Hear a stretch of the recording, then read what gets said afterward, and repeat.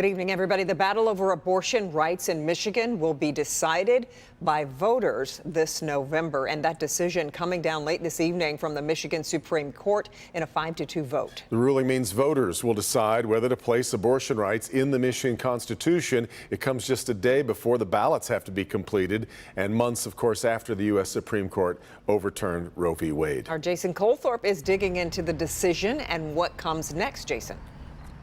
Well, let's start with the reaction. It came swift and, as you might expect, was passionate. Attorney General Dana Nessel saying this: an overwhelming number of Michiganders signed petitions to bring these questions before the voters of our state, and their voices should not be extinguished by two unelected partisan board members. The Michigan Republican Party calling it a dereliction of the court's duty. The rulings now allow for the possibility of error-ridden documents to be enshrined into our state constitution. Michigan doctors hoping this will pass, quote, so that we can continue to help our patients make the deeply personal and private decisions around pregnancy and abortion without politicians deciding for them. And this tweet from Republican gubernatorial candidate Tudor Dixon. And just like that, you can vote for Gretchen Whitmer's abortion agenda and still vote against her. Gretchen, time to stop hiding behind your BS ads. Should abortion be legal?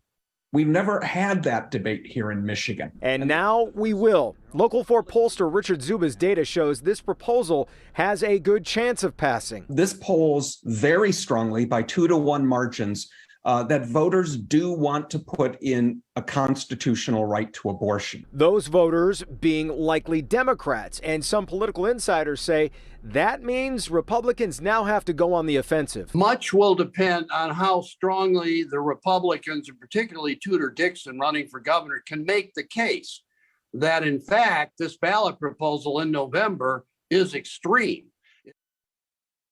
Now, this should all become official tomorrow when the State Board of Canvassers meets again, this time to certify those signatures per the court's order. We will be watching. We're live tonight. Jason Colthorpe, Local 4.